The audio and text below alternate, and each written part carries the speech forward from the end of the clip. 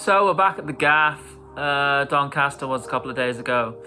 And my thoughts on the event. Enjoyed it a lot, actually. I think sometimes I go to the markets and it's either a little bit too busy or the stock just isn't that great. And I think there's even been events where I've been and not bought anything. I think that happened once. But yeah, this year I felt like Doncaster really felt like you could look there all day long, right until kick out, and you'd still be finding things because there was just so many just boxes of cheap games and random bits and pieces. It was just loads of stuff. I don't even feel like I probably looked at everything. I didn't get in till 12, which was a bit different. I missed the 11 o'clock ticket sales. But it was still really good. It just meant that I didn't have to leave so early. And it also meant that I didn't have that feeling, which I think helped actually. I didn't have that feeling of needing to be everywhere at once when I got in, because I sort of thought, well, everyone's already been here for an hour. I'm kind of late to the party. So I basically just took my time. And also, I'm sorry for not filming anything today. I am so useless, but I forgot. So yeah. The first thing I bought was actually a PS2 game, believe it or not. And it's called No One Lives Forever. Now, the reason I bought this game was because there's a YouTuber I really like called G-Man Lives, and he does a lot of stuff around first-person shooters. And he recommended this, not on this system, because I actually watched the video back where he recommends this game, and he's kind of like, yeah, the PS2 port's shit. But it was £2, and it's kind of cool. So I was pretty pleased with that. It was one of those where I kind of wanted to get the ball rolling a bit. I mean, I'm sure people know what I mean. It's once you buy something, you just feel a lot more... No, the floodgates open, basically. And yeah, that was the first one of the day. The second purchase of the day was... it's 3 games, and I just got him to knock £1 off, basically. So what it was first of all, another PS2 game, which is Monkey Island. I just really love the artwork on this one. That's all it is, really. It was £3. And I can't say I've played Escape from Monkey Island, which is obviously one of the more newer games. I played the original a bit, and obviously it's cool, great music and whatnot. But this is the PS2 port. Whether it's any good or not, I have no idea. And I also picked up Quake 3 Revolution. I'm a big FPS fan, and FPS is a genre more than any other. Or it is horror as well for me, but FPS is that genre where if I collect for a system, with PS1, PS2, I want the FPS games. And I was thinking about this the other day. I think it's just because one of my first games that I had as a kid was Doom on the PC. So I just always have I always have a fondness for that genre. And Quake's a game I love. I played Quake 1 and 2 on the Switch, which was awesome. So this is Quake 3. I had a little bash on it. I think it's a bit more of an arena type shooter, because obviously Quake 3 is known as Quake 3 Arena, and this is just the PS2 version, I guess. And the last game I got bundled in with that was Chase the Express. So basically Chase the Express was 6, Monkey Island was 3, and Quake was 2. So I said tenner for the lot, so chipped £1 off, and I got Chase Express. So the reason I got this one was, it was just a game that I sort of heard was similar-ish to Metal Gear Solid. I don't think it's on that level by any means. That was what intrigued me about it, and I looked at it and thought, nice condition, nice condition box, 2 discs. What more do you want for a £5?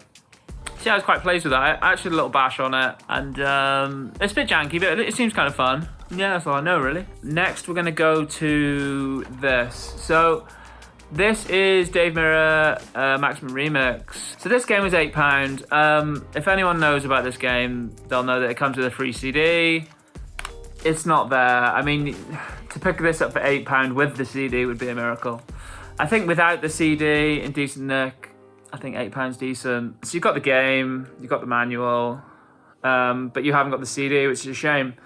It was a game I wanted, and I kind of thought, right, I'm just gonna grab it, and then I'll try and get the CD at a later date. I did recase this because the case it came with was not the best, but £8 for that wasn't bad. It's got more levels, modes, music, and riders. It's more BMX than you can handle. So that's Maximum Remix. This is a game I've been looking for ages. It's not like an uncommon game, but Crisis Zone was 5 in really nice condition. And yeah, 5's a decent price. I think CX charge 8 at the minute. And it's just a game that I kind of rate. I mean, I like the Time Crisis games a lot. And I remember when this came out in the arcade. It's basically Time Crisis with machine guns. And yeah, when it was in the arcade, it was just so sick. So yeah, I think that was a cool one. So I saw a stall towards the end of the day that was selling 64 carts. And it had like a notice that was like less than CX, eBay, and Vinted prices or something like that. So I kind of inquired about one to try and get the lay of the land. And it kind of felt like they were kind of doing like half the CX price, which was obviously really good. So I picked up a couple games. First of all, we have Duke Nukem 64. Funnily enough, this is a game I have boxed. I bought it from CX a while ago, but I was thinking of selling it because it doesn't mean loads to me, and like the box is a little bit tatty, and I'm happy with the car. It's one of those things for me, like with sort of certain systems, well, cartridge games really, I guess. Like with Game Boy, I tend to collect unboxed. Like I have some boxed games, but it's not with a lot of this stuff. If it doesn't really mean loads to me, I don't mind. Like I'm happy with the cart. It's a lot smaller, it's a lot easier to keep, and yeah, that was nice. That was 5. So that was pretty good. I think in CX it's like 12 or something. This is actually a game that I was looking for, and it's a bit of a shame because it's not the best condition, you know, but it'll do for now. It's just a little bit yellowed on the sticker, but like I really wanted Beetle Adventure Racing because I remember playing this obviously when I was in like secondary school, and I just always thought this game was awesome. I've got a feeling it had good music, but I don't know, but it was just wicked. And then last but certainly not least, that was 5 as well. Did I say that? Last but not least, we got Quake 1 on the 64. That was 5 as well. I've got Quake 2 on the 64, but I thought if I can pick up Quake for 5, I mean, that's an absolute bargain. So, like I say, these games were all about 10, 12 in CX, so £5 each is really good. So I thought that was very generous, really, you know, because most people charge CX prices regardless of condition, you know. So sometimes I'll look at a game and I'll see the CX sort of value on it, and I'll be looking at it thinking, fucking hell, this is beat up to shit, you know. You got to knock some money off that, surely to Christ. But what can you say? This game was the buy of the day for me. I saw a stall there and I started looking at some of the 64 box stuff because I was kind of like, this is really nice condition. And I saw some PS1 stuff and was like, this looks good. And like there was loads of like games that were really high value. Like there was Twisted Metal Bat Box, which I love, but that was like 120 quid. And there was like Twisted Metal World Tour as well, and there was a few other good ones. And this one I saw for 15, which is a really good price for this game. And I looked at it and I was like, that's actually in mint condition. I was like, that's well worth picking up. So this is more like a 30 pounder.